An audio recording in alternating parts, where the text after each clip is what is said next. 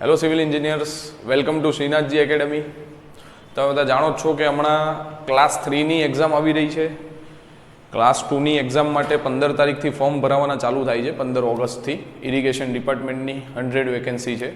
Class 3ની એક્ઝામની તારીખ પણ ડિક્લેર થઈ ગયેલી છે. 20 અને 27 છે. એએમસીની પરીક્ષા પણ એક વીકમાં લેવાની છે. તો આજે આપણે એક ટોપિક સોઇલ મિકેનિક્સનો લીધો છે. સોઇલ મિકેનિક્સ સબ્જેક્ટની વાત કરીએ તો આ સબ્જેક્ટ જે છે એ ક્લાસ 3, ક્લાસ 2 બધી લેવલની એક્ઝામમાં જનરલી પૂછાતો હોય છે, બરાબર. ઇવન ગેટ માટે પણ, ગેટ જે લોકો પ્રિપેર કરતા હોય એ લોકોને ખબર હશે ગેટમાં પણ આ સારું એવું કન્ટેન્ટ ધરાવતો સબ્જેક્ટ છે. ડન.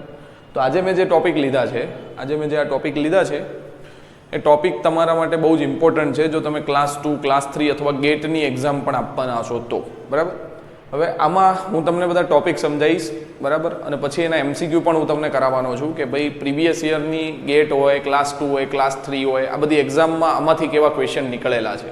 કેમ કે મેજર પોર્શન આ ભાગ કવર કરે છે, જેને આપણે રિલેશન કહીએ છીએ અથવા વોલ્યુમેટ્રિક રિલેશન કહીએ, ડેન્સિટી કહીએ, સ્પેસિફિક ગ્રેવિટી, વોટર કન્ટેન્ટ સોઇલમાં, આ બધી વસ્તુની વાત કરીએ તો ગેટમાં બધી જગ્યાએ સારી રીતે પૂછાતું હોય છે. જીપીએસસી, ક્લાસ 3, ક્લાસ 2 બધામાં. ડન. તો શરૂઆત કરીએ આ ટોપિકની. તો સૌથી પહેલાં મેં અહીંયા એક સોઇલ એલિમેન્ટ લીધો છે. સોઇલ એલિમેન્ટ મેં બતાવ્યો છે. સોઇલ એલિમેન્ટ એટલે શું? તમે એક જમીન છે, બરાબર, જમીનમાંથી પ્રોપર આ રીતના સ્ક્વેર અથવા રેક્ટેંગલ જે બી તમારે કટ કરવો હોય એટલો સોઇલનો ટુકડો કાપી લો, એને સોઇલ એલિમેન્ટ કહેવાય. આખી સોઇલ કહેવાય. This is soil. હવે તમે સોઇલને જ્યારે કાઢો તો સોઇલમાં તમને કેટલી વસ્તુ જોવા મળે, બરાબર. તો સૌથી પહેલાં તો એના સોલિડ્સ જોવા મળશે, સોઇલના સોલિડ્સ. ઓકે, હા, સોઇલના સોલિડ્સ જોવા મળશે, જે એને પાર્ટિકલ કહીએ છીએ. શું કહેવાય? પાર્ટિકલ. સોઇલના પાર્ટિકલ જે દાણા દાણાવાળા હોય ને એ પાર્ટિકલ્સ હોય, જેને સોલિડ્સ કહેવાય. યાદ રાખજો, સોઇલ અલગ, સોલિડ્સ અલગ. સોઇલમાં બધી વસ્તુ હોય, જ્યારે સોલિડ એના પાર્ટિકલ છે. ઓકે, બીજું તમે જોશો ને તો વોઇડ્સ હોય, મતલબ ખાલી જગ્યા. હવે બે પાર્ટિકલ હોય, વોઇડ્સ સોલિડના બે પાર્ટિકલ હોય, એની વચ્ચે જગ્યા હોય. હવે એ જગ્યામાં બે વસ્તુ હોય, કાં તો પાણી હોય, જો પાણી ત્યાં આવ્યું હોય, તમે ઉપરથી નાખ્યું અથવા ગ્રાઉન્ડ વોટરમાંથી ગમે ત્યાંથી આવ્યું હોય તો એ પાણી પણ હોઈ શકે. અથવા જો પાણી ના હોય તો હવા તો હોય જ, કેમ કે હવા એવી જ વસ્તુ છે કે જે ક્યાંય પણ ખાલી જગ્યા હશે એટલે ત્યાં પ્રેઝન્ટ હશે. તો બે વસ્તુ હોય, વોટર અને એર.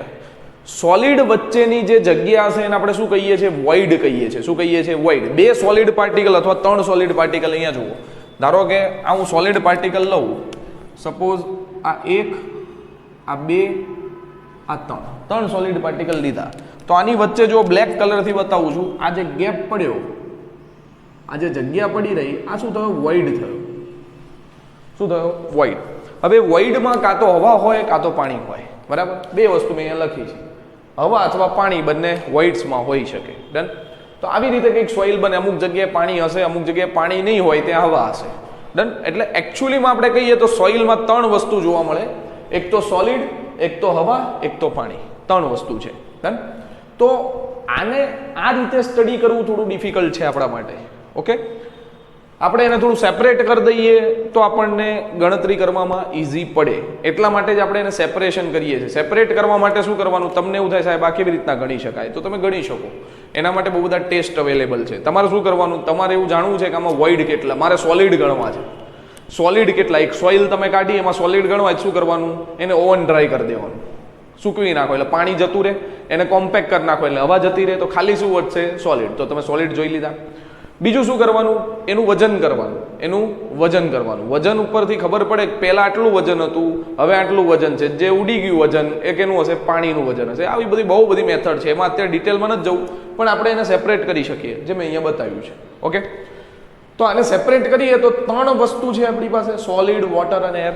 તો એના માટે અહીંયા કયો ડાયાગ્રામ બનશે? 3 ફેઝ ડાયાગ્રામ બને, જેમાં ત્રણેય ફેઝ અવેલેબલ હોય, પાણી, હવા અને સોલિડ. એને આપણે કઈ સોઇલ કહીએ છીએ? મોઇસ્ટ સોઇલ કહીએ છીએ. શું કહેવાય? Moist soil. એમસીક્યુમાં પૂછાઈ શકે. ડન. તો એ મેં ત્રણેય સેપરેટ કરીને આપ્યું, જો એર, વોટર અને સોલિડ.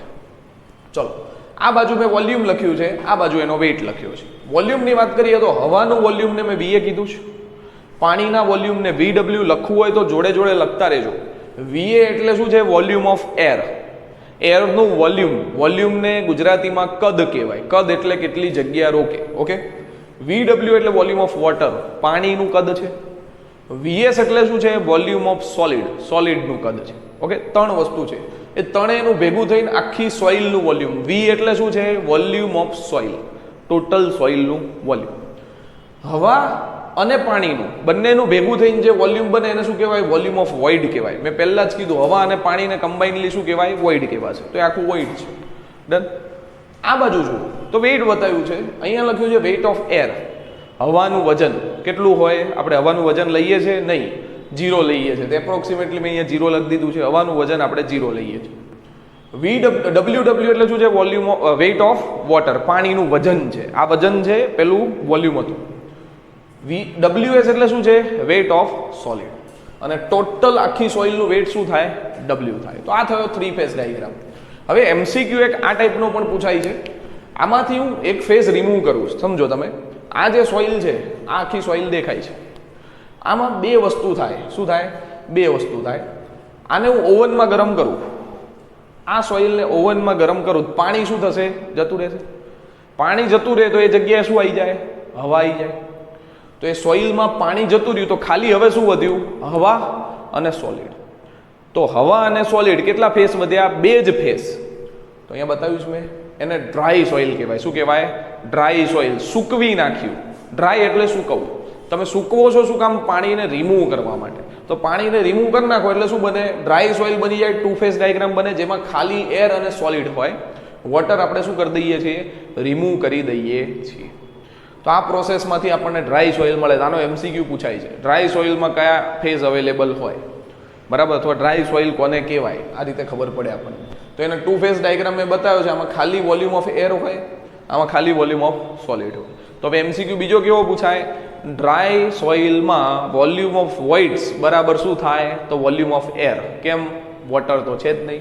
તો વોઇડ બરાબર શું થઈ જાય? બધું એર થઈ જાય. અહીંયા મેં લખી દીધું, જો VA બરાબર VB, બરાબર? વોલ્યુમ ઓફ વોઇડ્સ એટલે જ શું થશે? વોલ્યુમ ઓફ એર થશે. ડન. બીજી વસ્તુ, આમાંથી પહેલામાં મેં પાણી કાઢ્યું, હવે હવા કાઢવી હોય શું કરું? એરને મારે રિમૂવ કરવી હોય શું કરવાની? એર રિમૂવ આપણે નથી કરતા. આપણે શું કરાય? સેચ્યુરેશન સ્ટેજમાં લાવવા માટે. સેચ્યુરેટ થવું એટલે શું? ભરાઈ જવું. કેનાથી? પાણીથી. આ સોઇલમાં તમે અહીંયા ઉપરથી પાણી એડ કરો તો હવાની જગ્યા કોણ લેવા મળશે? પાણી. પાણી બધી જગ્યા વોઇડ્સમાં ગોઠવવા મળશે. ડન. તો હવાની જગ્યાએ કોણ રિપ્લેસ થઈ જશે? વોટર રિપ્લેસ થઈ જશે. તો આખી સોઇલમાં આ ઉપરનો આખો ભાગ કેનાથી ભરાઈ જશે? પાણીથી. નીચે શું આવી જશે? સોલિડ. તો કયા બે ફેઝ જોવા મળશે? ખાલી સોલિડ અને વોટર. અહીંયા મેં લખ્યું, જો solid plus water, 2 phase diagram, જેને સેચ્યુરેટેડ સોઇલ કહેવાય. શું કહેવાય?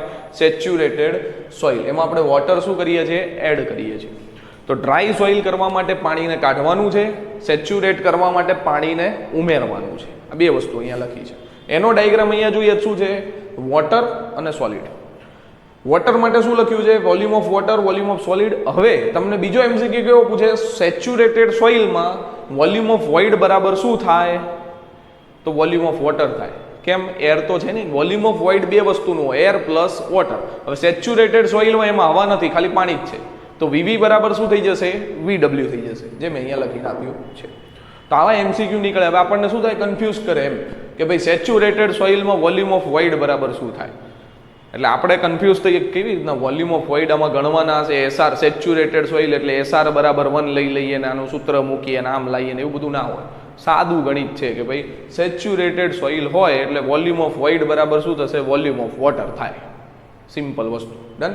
તો આ ત્રણમાંથી એકાદો MCQ નાનો એવો નીકળી શકે. ક્લાસ 3 લેવલની એક્ઝામ હોય તો આવી શકે. બાકી મોટા સારા MCQ માટે આ બધા ટોપિક મેં લખ્યા છે. ઓકે, હવે જુઓ, આટલું સમજ્યા પછી તમને આ ટોપિકમાં વધારે ખબર પડશે. ડન. અહીંયા મેં વોલ્યુમેટ્રિક રિલેશનશિપ આ લેક્ચરમાં સમજાયા છે. આના પછીના લેક્ચરમાં આપણે ડેન્સિટી છે, સ્પેસિફિક ગ્રેવિટી છે, વોટર કન્ટેન્ટ, એના અલગ અલગ લેક્ચર લઈશું ને પછી આખો MCQ સોલ્વિંગ સેશન પણ કરાવશું. ડન. પણ અત્યારે આ લેક્ચરમાં આપણે વોલ્યુમના રિલેશનશિપ સમજવાના છે. મતલબ વોલ્યુમ વચ્ચે શું રિલેશનશિપ છે.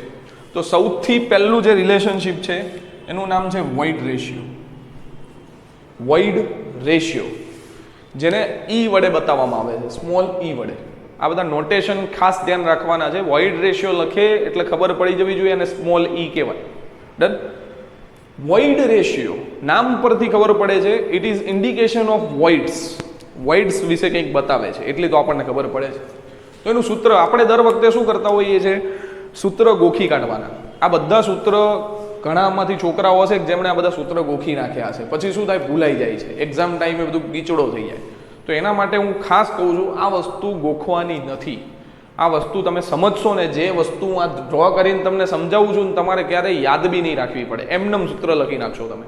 કેમ? સમજવાનું જરૂરી છે.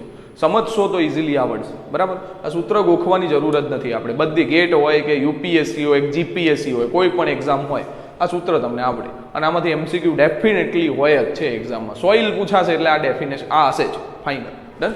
ચલો, તો વોઇડ રેશિયોનું સૂત્ર શું કીધું છે, તો volume of void upon volume of solid. હવે સમજો શું કહેવા માંગે. અત્યારે હવે આપણે આ 2 ફેઝ ડાયાગ્રામ ભૂલી જાઓ. આ મેં તમને ખાલી એક્ઝામમાં કઈ રીતે પૂછાય એના માટે બતાવ્યું, ના પૂછાય છે એ અલગ પાર્ટ છે. અત્યારે આપણે આ જ સોઇલ લેવાની છે, મોઇસ્ટ સોઇલ.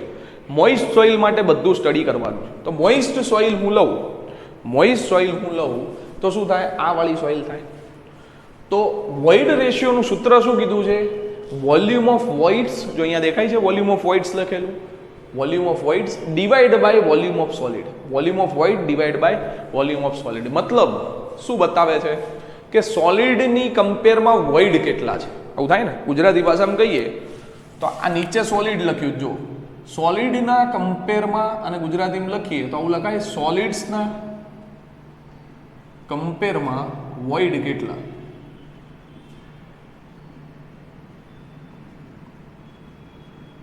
આવું કહેવાય, સોલિડ્સના કમ્પેરમાં વોઇડ કેટલા. જેટલા વોઇડ વધારે એટલો વોઇડ રેશિયો વધારે. જેટલા વોઇડ્સ વધારે એટલો વોઇડ રેશિયો કેવો થાય, વધારે. જેટલા વોઇડ્સ ઓછા એટલો વોઇડ રેશિયો કેવો થાય, ઓછો થાય. આટલી આપણને ખબર પડે, કેમ કે અહીંયા ઉપર વોઇડ છે.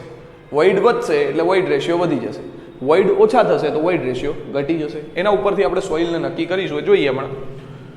ડન છે? તો આ રિલેશન બતાવવા માટે શું હોય છે, વોઇડ રેશિયો.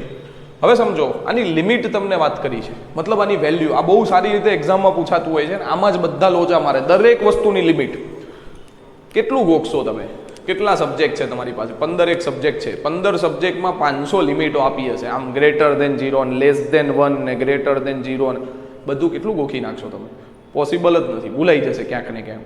આપણે એને સમજી લઈએ ને, તમારે ગોખવાની જ જરૂર નથી. આ સૂત્ર મેં તમને સમજાવ્યું, આ સૂત્ર આ રીતે યાદ રાખી લેવાનું. સોલિડના કમ્પેરમાં વોઇડ કેટલા એટલે વીવી અપોન વીએસ. પતી ગયું પૂરું. એ સૂત્ર આવડે, બસ આ સૂત્ર આવડતું હશે તો લિમિટ એમને આવડી જશે. કઈ રીતે સમજો, પહેલી તો મારો એક પ્રશ્ન છે કે વોઇડ રેશિયો છે, પોરોસિટી છે, કોઈ પણ વસ્તુ આપણે સોઇલ મિકેનિક્સ આખું ભણીએ, બરાબર, એમાં આપણે નેગેટિવ વેલ્યુ લેતા જ નથી. બરાબર, નેગેટિવ વેલ્યુ, પેલું નેગેટિવ પ્રેશર ને એની વાત નથી કરતો, હું આની વાત કરું.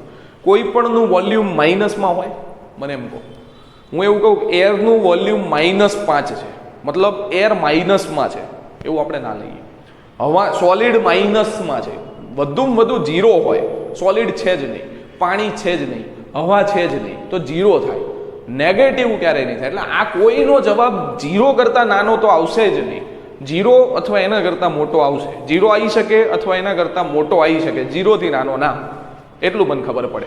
તો પહેલો મારો પ્રશ્ન છે, આનો જવાબ 0 થાય કે નહીં, મારે એ સમજવું છે. તો જોઈએ આપણે. તો અહીંયા જોજો,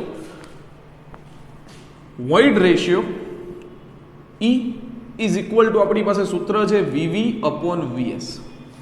ચલો, વોઇડ રેશિયોને મારે 0 કરવો હોય તો વોલ્યુમ ઓફ વોઇડ શું થવા જોઈએ, 0 થવા જોઈએ. મતલબ વોઇડ્સ જ નથી, સોઇલની અંદર એક પણ વોઇડ નથી. ઇટ ઇઝ પોસિબલ, થઈ શકે એવું? સોઇલની અંદર વોઇડ્સ જ ના હોય એવું તમને લાગે? નથી પોસિબલ ને, કેમ કે જો સોઇલની અંદર વોઇડ્સ જ ના હોય તો એને સોઇલ ના કહેવાય, એને રોક કહેવાય. શું કહેવાય? રોક કહેવાય. પણ આપણે તો શું ભણી રહ્યા છીએ? Soil mechanics. We are not studying rock mechanics. બરાબર ને? સોઇલ માટે વોઇડ રેશિયોની વેલ્યુ ક્યારે 0 ના થઈ શકે. બીજું, નીચેનું ઇન્ફાઇનાઇટ થવું જોઈએ, મતલબ વોલ્યુમ ઓફ સોલિડ ઇન્ફાઇનાઇટ. આવો શબ્દ આપણે ઇનડિફાઇન જે કહીએ છીએ, આવો શબ્દ બી આપણે નથી વાપરતા અત્યારે. બરાબર, એટલે આ બી પોસિબલ નથી. ઇનડિફાઇન એવું તો આપણે ગણી ના શકીએ, વોલ્યુમ અનંત સુધી વોલ્યુમ છે એવું ના લેવાય. આ બી પોસિબલ નથી, આ બી નથી. ઇટ મીન્સ આના ઉપરથી એવું કહી શકીએ કે વોઇડ રેશિયોની વેલ્યુ 0 ના થાય ક્યારેય. કેમ? જો 0 થાય તો એનો મતલબ શું થઈ જાય કે સોઇલ એ રોક છે. કેમ? એની અંદર વોઇડ નથી. બરાબર. બીજું, આ બેનો જવાબ સરખો થઈ શકે?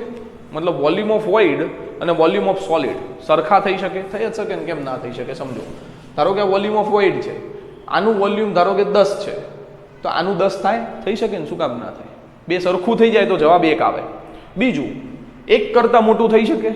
એક કરતાં મોટું થઈ શકે? થઈ શકે ને. કેવી રીતના? જો વોલ્યુમ ઓફ વોઇડ અહીંયા જ દેખાય છે, વધારે છે, આટલા બધા વોઇડ છે, અને સોલિડ બહુ નાના છે, તો એવું થઈ શકે.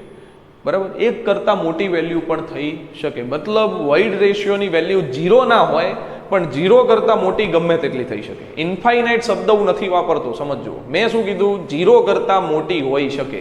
તો એ મેં લખ્યું જો greater than 0. હવે સાહેબ આ તો ઇઝીલી યાદ રહી જાય. યાદ ક્યારે નહીં રહે? હું તમને પ્રશ્ન આપું. જો તમને આવું કે એક્ઝામમાં કે વોઇડ રેશિયો માટે નીચેનામાંથી કયું સાચું છે?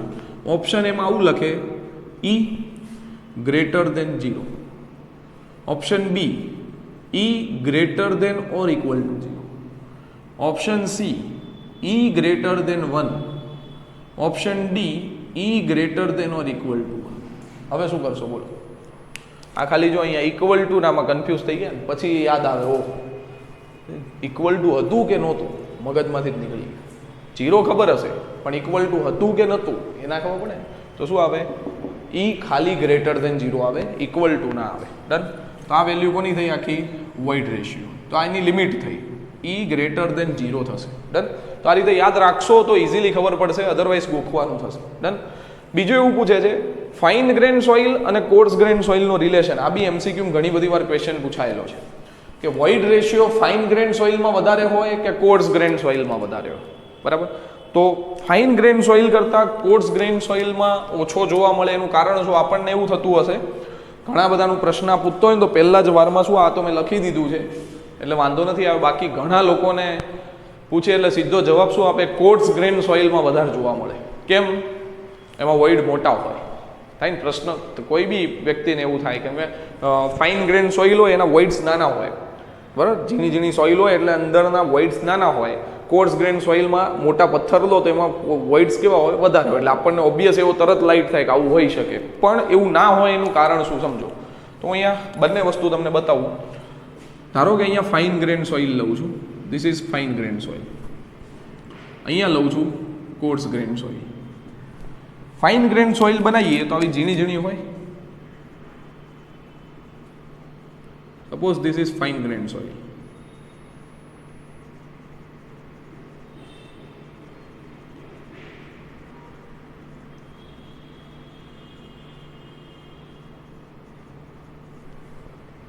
કોર્સ ગ્રેન સોઇલ લઉં જો અહીંયા.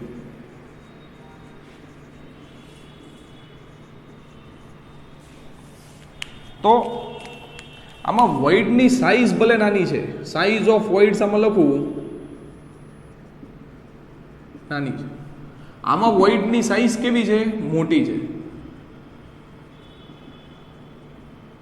વોઇડની સાઇઝ મોટી છે, પણ તમે સમજો આમાં નંબર ઓફ વોઇડ્સ કેવા છે? બહુ જ વધારે છે. નંબર ઓફ વોઇડ્સ બહુ જ વધારે છે, જ્યારે આમાં નંબર ઓફ વોઇડ્સ કેવા છે? ઓછા છે. આમાં ગણી શકાય જો બહુ જ ઓછા. આમાં 1 2 3 4 5 6 7 8 આમાં ગણો તો ના ગણી શકાય. સમજ્યા? એક સાદું એક્ઝામ્પલ આપું તમને. મારી પાસે રૂપિયાના 1000 સિક્કા છે. કેટલા? 1 રૂપિયાના 1000 સિક્કા છે. તમારી પાસે 10 રૂપિયાની 10 નોટ છે. કોની પાસે પૈસા વધારે થાય? મારી પાસે થાય ને. ભલે મારી પાસે નાના પૈસાની અમાઉન્ટ નાની છે, 1 રૂપિયો છે, પણ મારી પાસે નંબર બહુ વધારે છે. તમારી પાસે 10ની નોટ છે પણ નંબર ઓછા છે. સમજ્યા? તો વધારે પૈસાવાળો હું કહેવાય? કેમ? મારી પાસે 1000 રૂપિયા છે. સમજો છો હું શું કહું છું? એ જ વસ્તુ છે. આની પાસે વોઇડ નાના છે પણ બહુ બધા છે. આની પાસે વોઇડ મોટા છે પણ બહુ જ ઓછા છે. એટલે ટોટલ વોલ્યુમ કરવા જશો તમે વોઇડનું, ખાલી વોઇડની વાત કરીએ તો આમાં બહુ વધારે જોવા મળે. જેટલું વોઇડનું વોલ્યુમ વધારે એટલો વોઇડ રેશિયો કેવો થાય? વધારે. તો આમાં વોઇડ રેશિયો વધારે જોવા મળે, આમાં ઓછો. અને સોલિડ આપણે સેમ જ, આ બંનેમાં વોલ્યુમ ઓફ સોલિડ સેમ જ રાખ્યું. આનો ભૂકો કરીને કરશો ને તો આટલું જ થશે, પણ પેલી જગ્યા વધારે રોકાય છે. ડન ને? તો એક આ રિલેશન પણ આપણે યાદ રાખવાનું છે કે ફાઇન ગ્રેન સોઇલમાં વોઇડ રેશિયો કોર્સ ગ્રેન કરતાં કેવો હોય, વધારે હોય. ડન.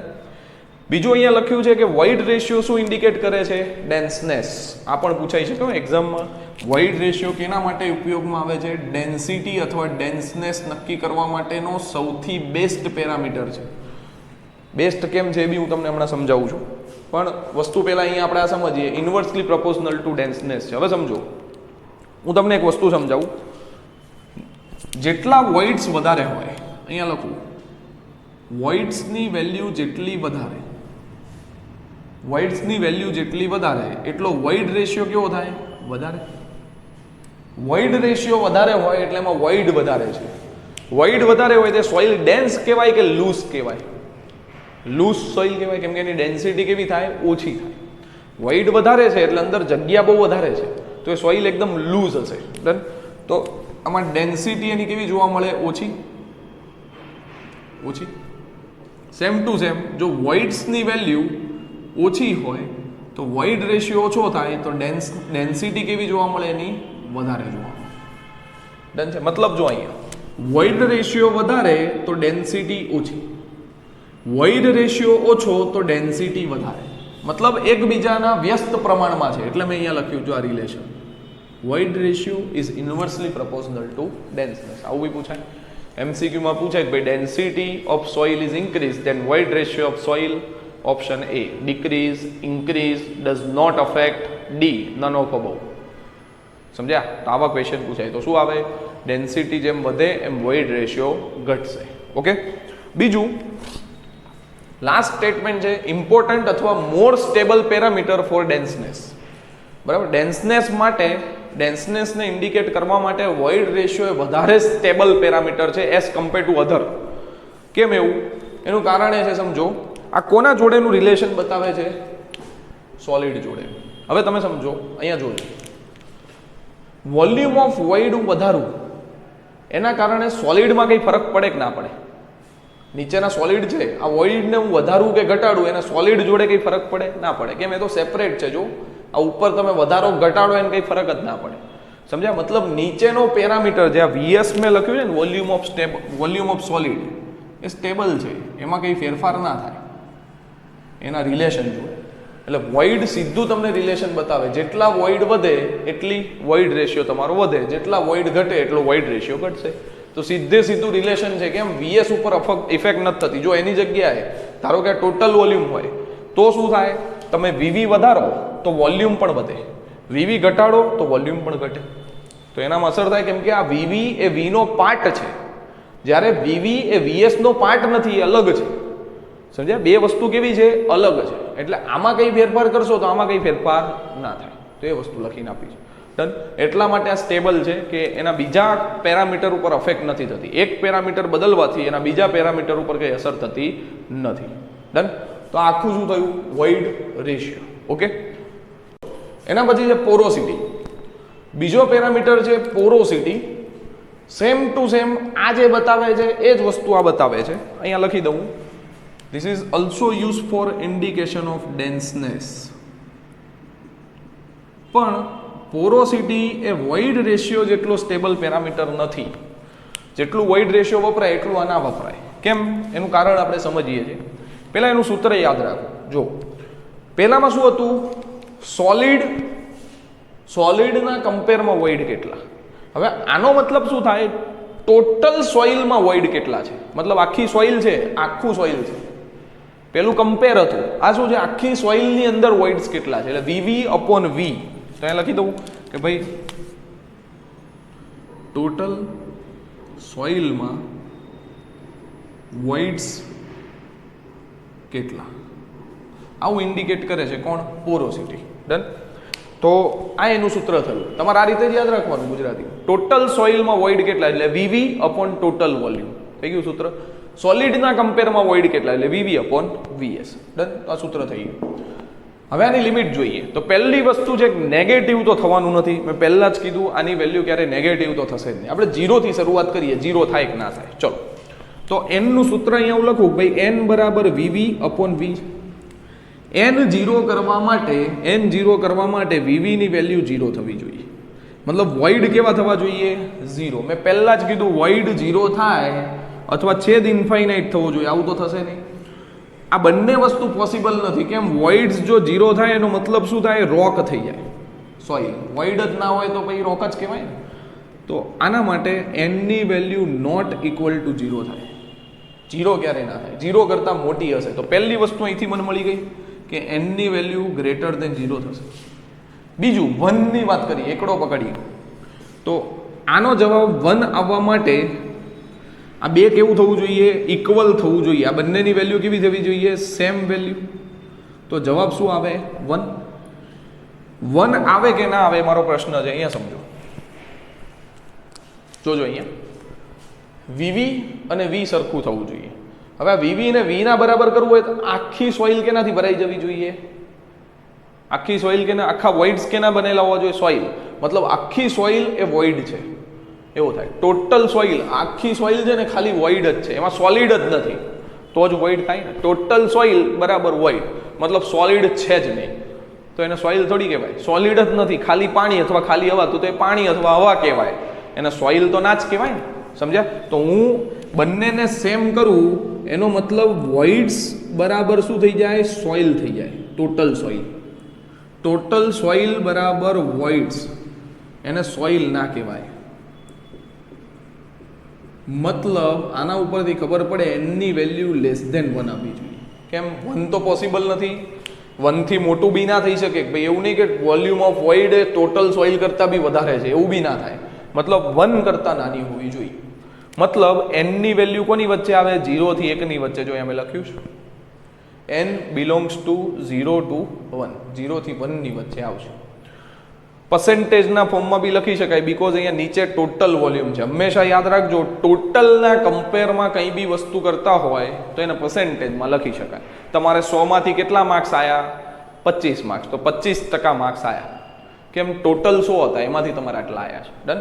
આ ટોટલ નથી, આ કમ્પેરિઝન છે. એ પર્સન્ટેજમાં ના બતાવી શકાય, આ પર્સન્ટેજમાં લખી શકાય. એટલે 0 થી 100% લખે તો એ ચાલે. હવે આમાં બી કન્ફ્યુઝિંગ શું સાહેબ? આમાં શું કન્ફ્યુઝન થાય? તો MCQ તમે જુઓ તો MCQ આ રીતે હોય. જો તમને એવું લખે ઓપ્શનમાં, અહીંયા જોજો, 0 less than n less than 1. બીજો ઓપ્શન લખે 0 less than or equal to n less than 1. ત્રીજો ઓપ્શન લખે 0 less than n less than or equal to 1. 0 less than or equal to n less than or equal to. બોલો શું કરવામાં? બધું સરખું જ લાગે ને? સેમ ટુ સેમ ચારે ઓપ્શન છે. પણ સમજ્યા? સમજ્યા હશો તો આ વસ્તુમાં ભૂલ નહીં થાય એમ. બરાબર? ચલો એના પછી જોઈએ ડેન્સનેસ. આ બી સેમ જ છે. પોરોસિટી એ શું બતાવે છે? વોઇડ્સ. જેટલા વોઇડ્સ વધારે એટલી સોઇલ લૂઝ થાય અને એની પોરોસિટી વધારે. પોરસ શબ્દ ક્યાંથી આવ્યો? અંદરની વોઇડ્સના કારણે. જેટલા વોઇડ વધારે એટલી પોરોસિટી વધારે હોય. જેટલી પોરોસિટી વધારે એટલું એની ડેન્સનેસ ઓછી. એટલે ઇન્વર્સલી પ્રોપોર્શનલમાં છે. આના જેવો સેમ રિલેશન છે. ઓકે, તો આટલી વસ્તુ તમારે કેમાં યાદ રાખવાની છે? પોરોસિટીમાં. આ બે ઇમ્પોર્ટન્ટ પેરામીટર તમારા થયા કે આ વોઇડ રેશિયો અને પોરોસિટી. એના વચ્ચેનું રિલેશન જે છે એ આપણે પછી જોઈએ હમણાં આગળ. પણ અત્યારે જોઈએ રિલેશન પાછળ બધા રાખીએ. અત્યારે આ બેઝિક એની બે ડેફિનેશનો થઈ. ક્લિયર? એના પછી જઈએ ડિગ્રી ઓફ સેચ્યુરેશનમાં. બીજો શબ્દ છે ડિગ્રી ઓફ સેચ્યુરેશન, જેને SR તરીકે બતાવીએ છીએ, જે ઇન્ડિકેશન ઓફ વોટર બતાવે છે. પાણી કોની અંદર હોય? વોઇડ્સની અંદર. તો બસ ડેફિનેશન એવી જ છે. જોજો શું લખ્યું છે ગુજરાતીમાં. મેં લખ્યું વોઇડ્સમાં પાણી કેટલું. વોઇડ જે છે આ ઉપરના આ વોઇડ, એમાં કેટલું પાણી છે એને એની શું કહેવાય? ડિગ્રી ઓફ સેચ્યુરેશન કહેવાય. તો સૂત્ર આપણને યાદ રહી જાય કે ભાઈ વોઇડ્સમાં પાણી કેટલું, એટલે VW/VV. હા, ખાસ બીજી એક વસ્તુ અહીંયા જોજો, મેં બાજુમાં બધામાં યુનિટલેસ બધું લખ્યું. શું કામ યુનિટલેસ લખ્યું છે? એનું કારણ એ છે કે આ વોલ્યુમનું રિલેશન છે. ઉપર એ વોલ્યુમ છે, નીચે બી વોલ્યુમ. વોલ્યુમનો એકમ મીટર ક્યુબ અથવા સેન્ટીમીટર ક્યુબ થાય. તો મીટર ક્યુબ ભાગ્યા metre cube divide by metre cube cancel થઈ જાય તો યુનિટ જતો રહે. સેમ યુનિટને ડિવાઈડ કરો તો યુનિટ લેસ થઈ જાય. એ જ વસ્તુ મેં અહીંયા બતાવી છે. ઓકે, હવે સમજીએ. SR બરાબર VW/VV તમને આપ્યું છે. મતલબ વોઇડની અંદર પાણી કેટલું, જો વોઇડ્સમાં પાણી કેટલું આવું બતાવ્યું છે. બરાબર? હવે જુઓ, મેઇન વસ્તુ મારે એની સમજવાની છે લિમિટ. લિમિટ અહીંયા જોઈએ તો એસઆરનું સૂત્ર હું ફરીથી લખું VW અપોન VV. પહેલાં તો મેં કીધું નેગેટિવ ના થાય, હવે હું ઝીરો જોઉં ઝીરો થાય કે નહીં. ઝીરો કરવા માટે વોલ્યુમ ઓફ વોટર ઝીરો થવું જોઈએ. મતલબ અહીંયા જુઓ ફિગર જોવાની છે બધી, આ ફિગરો એટલે જ બતાવી છે. આ વોલ્યુમ ઓફ વોઇડ છે બરાબર, એમાં વોલ્યુમ ઓફ વોટર ઝીરો કરી નાખો એટલે પાણી કાઢી નાખો તો ખાલી હવા વધે. તો એવું થઈ શકે? થાય જ ને, કેમ ના થાય? કેમ ખાલી પાણી તમે ઝીરો કરી નાખો, પાણી ઝીરો કરી નાખો ખાલી હવા વધે તો એવી સોઇલ બી પ્રોડ્યુસ થાય ને, જો એને ડ્રાય સોઇલ કહેવાય. સમજ્યા? તો પોસિબલ છે. જો આવું ઝીરો કરું તો આનો જવાબ ઝીરો થાય તો આ સોઇલને કેવી સોઇલ કહેવાય? ડ્રાય સોઇલ કહેવાય. MCQમાં બહુ વાર પૂછાય છે. ક્યારે? જ્યારે એસઆરની વેલ્યુ ઝીરો થાય તો એને ડ્રાય સોઇલ કહેવાય. આવું MCQ પૂછાય. મતલબ આપણને એક વસ્તુ ખબર પડી કે એસઆરની વેલ્યુ ઝીરો પણ થઈ શકે. બીજું લઈએ 1 VW અપોન VV. આનો જવાબ મારે 1 લાવવો હોય તો આ બે કેવું થવું જોઈએ? સેમ થવું જોઈએ. VW અને VV ની વેલ્યુ કેવી થવી જોઈએ? સેમ. અહીંયા જુઓ આખું VV છે, VW એને સેમ કરવા માટે આખું કેનાથી ભરી દઉં? પાણીથી. એટલે મતલબ આખું વોલ્યુમ ઓફ વોઇડ બરાબર વોલ્યુમ ઓફ વોટર કરી દઉં. તો આવું પોસિબલ છે? આયરો જો દેખાય છે વોલ્યુમ ઓફ વોટર બરાબર વોલ્યુમ ઓફ વોઇડ. તો એ સોઇલ કઈ થઈ જાય? સેચ્યુરેટેડ સોઇલ થઈ જાય. કેવી સોઇલ થઈ જાય? સેચ્યુરેટેડ. મતલબ બધા વોઇડ્સ કેનાથી ભરી દઈએ? પાણીથી. તો જવાબ 1 આવી શકે. તો હું જો આનો જવાબ 1 લાવું એનો મતલબ કેવી સોઇલ થાય? Saturated soil. જેના માટે એસઆરની વેલ્યુ કેવી આવે? 1. આનાથી મોટું કરી શકાય? મતલબ વોલ્યુમ ઓફ વોટર જો હું જવાબ 1 કરતાં મોટો લઉં એનો મતલબ શું થયો? Volume of water A void કરતાં વધારે. મતલબ આ વોઇડ્સ કરતાં વોલ્યુમ ઓફ વોટર વધારે. એવું તો પોસિબલ જ નથી કે વોઇડ કરતાં પણ પાણીનું વોલ્યુમ વધારે છે. એવું તો ના થાય ને, કેમ કે because it is part of void. વોઇડનો પાર્ટ છે વોટર, એનાથી બહાર ના જઈ શકે. મતલબ આની વેલ્યુ 0 અને 1 ની વચ્ચે આવે અને અહીંયા ઇક્વલ ટુ આવે. કેમ ઇક્વલ ટુ? કેમ કે 0 થઈ શકે છે, 1 પણ થઈ શકે છે અને એની ઇન બિટવીન કોઈ પણ વેલ્યુ પણ આવી શકે. પણ 1 કરતાં મોટું ના થાય, 0 કરતાં નાનું ના થાય. તો આ રિલેશન પણ મોસ્ટ IMP છે, યાદ રાખજો. આમાં ઇક્વલ ટુ આવે જ છે બંનેમાં. આવશે તો આ વસ્તુ લખી છે. હવે સમજો બીજો પોઈન્ટ છે એર કન્ટેન્ટ. જેમ ડિગ્રી ઓફ સેચ્યુરેશન હતું એમ એર કન્ટેન્ટ છે. એર કન્ટેન્ટ શું બતાવે છે? હવા. કોની અંદર? વોઇડ્સની અંદર. તો એમ લખ્યું જો વોઇડ્સમાં હવા કેટલી. શું લખ્યું છે? વોઇડ્સમાં હવા કેટલી. મતલબ વોઇડમાં કેટલી હવા સમાઈ શકે. તો ડેફિનેશન આપણને યાદ રહી જાય. કોનું રિલેશન છે? વોઇડના કમ્પેરમાં એરનું. મતલબ આ વોઇડ્સની અંદર હવા કેટલી છે આનું કમ્પેરિઝન. VA upon VV. યુનિટલેસ છે તો આપણે પહેલા જ જોયું.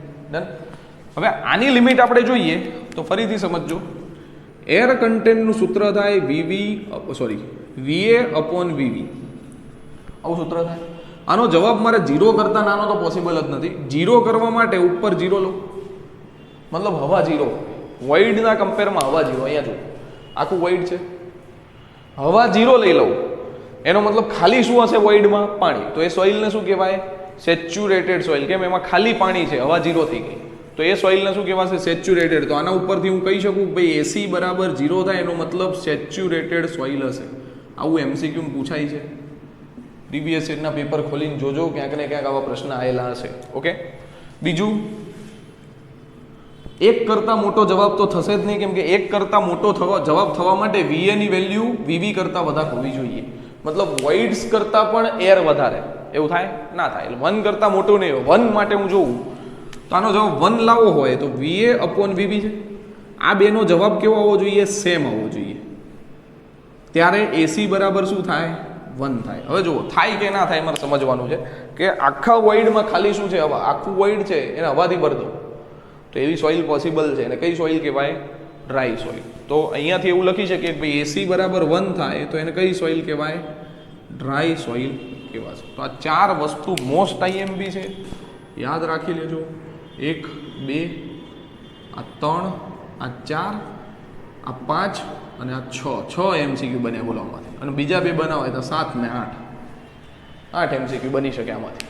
આપણને એમ આવડા ટોપિકમાં શું પૂછાય? 8 MCQ પૂછી શકે એ લોકો ચાહે ને તો ફેરવી. બરાબર. તો આ વસ્તુ થઈ. હવે સમજો રિલેશન બિટવીન SR અને AC આપ્યું છે. તો SR અને AC વચ્ચેનું રિલેશન હું અહીંયા સાબિત કરીને બતાવું. જોજો SR પ્લસ AC આવું લખું. ઓકે. એસઆર નું સૂત્ર જો ઉપર લખ્યું શું છે, VW અપોન VV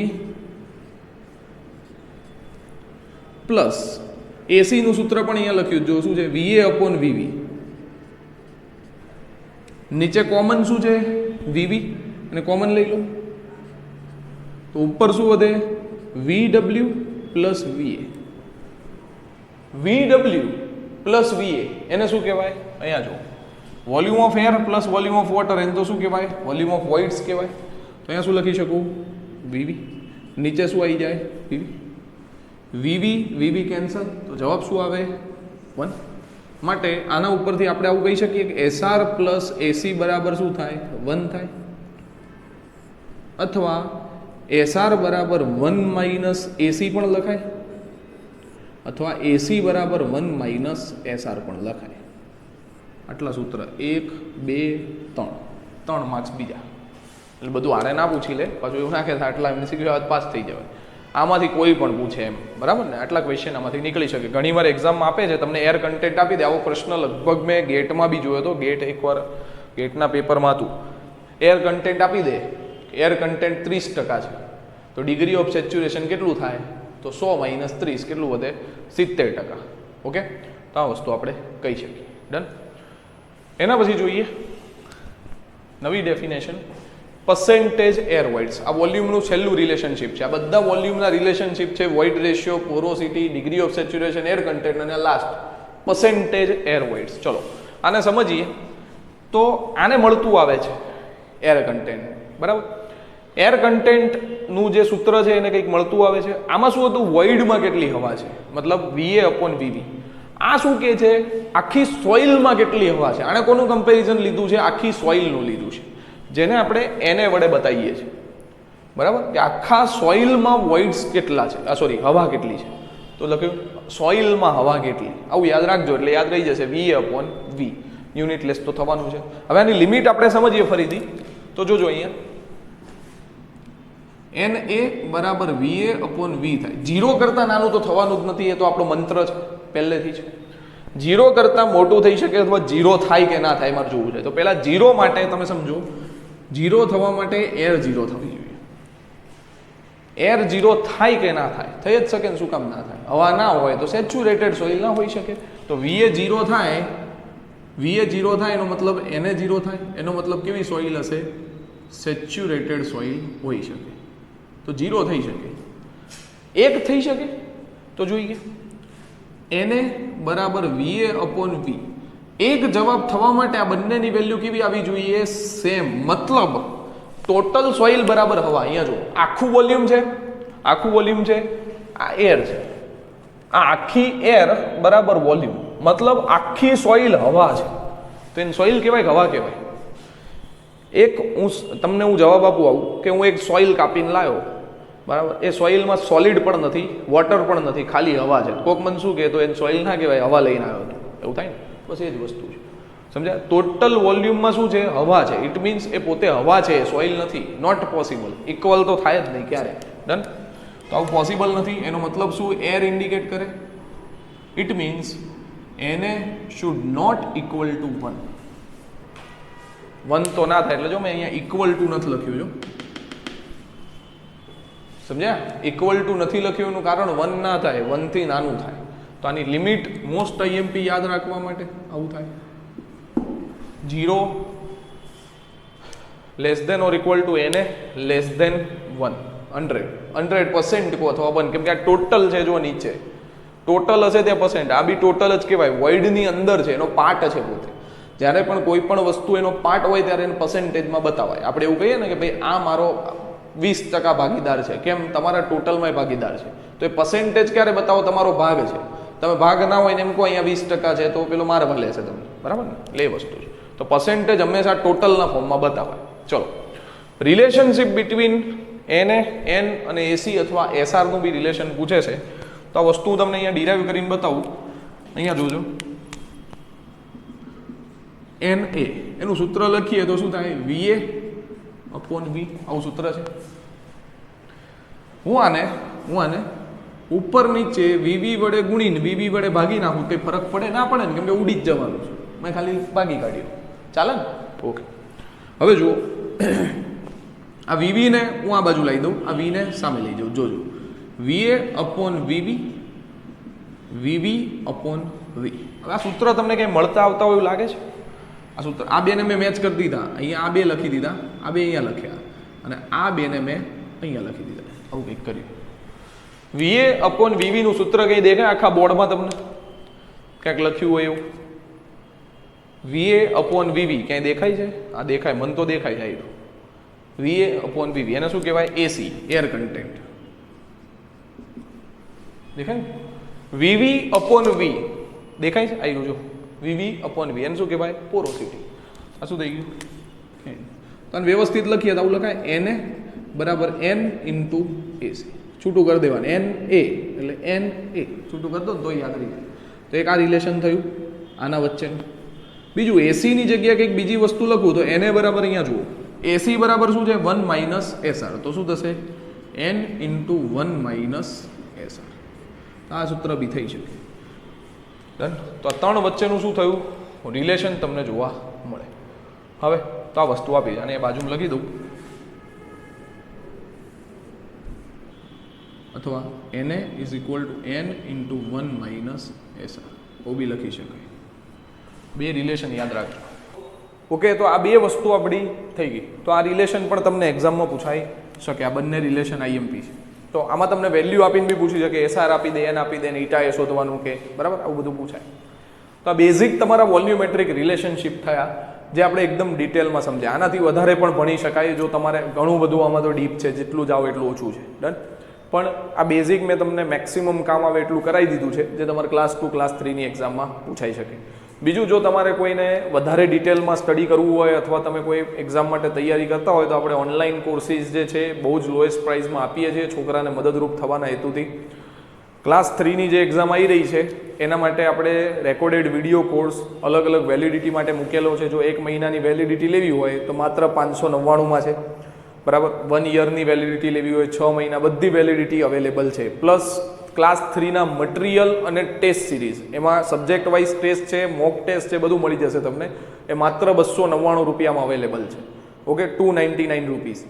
એએમસી માટે જે લોકો તૈયારી કરી રહ્યા હોય, અઠવાડિયામાં એક્ઝામ છે, એક વીકમાં તમે ફટાફટ રિવિઝન પણ કરી શકો છો. તો એના માટે મટીરિયલ અને ટેસ્ટ સિરીઝ લેવી હોય તો એ પણ ખાલી 299માં છે. અને કોર્સ લેવો હોય તો 1000માં તમને મળી જશે આખો. એક અઠવાડિયું ઇનફ છે રિવિઝન કરવા માટે. બધા વિડીયો ફટાફટ સ્પીડમાં તમે જોઈ શકો છો. ડન. અને ક્લાસ 2 માટે જે લોકો તૈયારી કરતા હોય 15 ઓગસ્ટથી એના ફોર્મ ભરાવાના છે અને એની એક્ઝામ નવેમ્બરમાં લેવાની છે. નવેમ્બર એન્ડિંગમાં એની એક્ઝામ છે. તો એના માટે તમે પ્રિપેર કરતા હોય તો એની ઓનલાઈન બેચ આપણે ગઈકાલથી જ ચાલુ થઈ છે. તો એમાં પણ તમે જોઈન કરી શકો છો. એક જ લેક્ચર પત્યો છે, બરાબર. તો એમાં પણ તમે લેક્ચર ભરી શકો. એમાં ઈએમઆઈ ઓપ્શન ને બધું અવેલેબલ ને બહુ જ નોમિનલ ફી છે. 10,000 ફીઝમાં આપણે આખું ક્લાસ 2નું લેવલનું બધું જ આ રીતે જ કવર કરાવીએ છીએ સેમ કન્ટેન્ટ સાથે. અને જે લોકો ઓફલાઈન અમદાવાદમાં સ્ટડી કરવા માગતા હોય તો અમદાવાદમાં આપણી બ્રાન્ચ ન્યૂ રાણીપ અને નિકોલ છે. ત્યાં પણ ક્લાસ 2 માટે ઓફલાઈન બેચ 27-28 તારીખ આજુબાજુ ચાલુ થશે. 27-28 ઓગસ્ટે ત્યારથી ડેમો લેક્ચર છે ને એમાં પણ તમે જોઈન થઈ શકો છો સેમ વસ્તુ ભણવા માટે. ઓકે, તો કંઈ બી હોય તો મને આ નંબર ઉપર તમે કોન્ટેક્ટ કરી શકો છો. અહીંયા નંબર લખી દઉં છું, 8347145342. ઓકે, અથવા આપણી શ્રીનાથજી એકેડમીની એપ્લિકેશન છે એ તમે ડાઉનલોડ કરી શકો છો. આપણું ઇન્સ્ટાગ્રામ પેજ છે શ્રીનાથજી જીપીએસસી, એને ફોલો કરજો. અને આ નંબર ઉપર કોન્ટેક્ટ કરીને તમારે જે બી કોર્સની ડિટેલ જોતી હોય, એકદમ નોમિનલ ચાર્જ છે રિવિઝન કરવા માટે, એ પણ તમે મને મગાવી શકો છો. આ નંબર ઉપર વોટ્સએપ અથવા કોલ કરીને તમે પૂછી શકો છો. Okay, all the best for exam. Proper તૈયારી કરજો અને આવા જ બીજા વિડીયો હજી આપણે અપલોડ કરશું જેને જોજો, જે તમને એક્ઝામમાં 100% કામ આવશે. ઓકે, જય હિન્દ.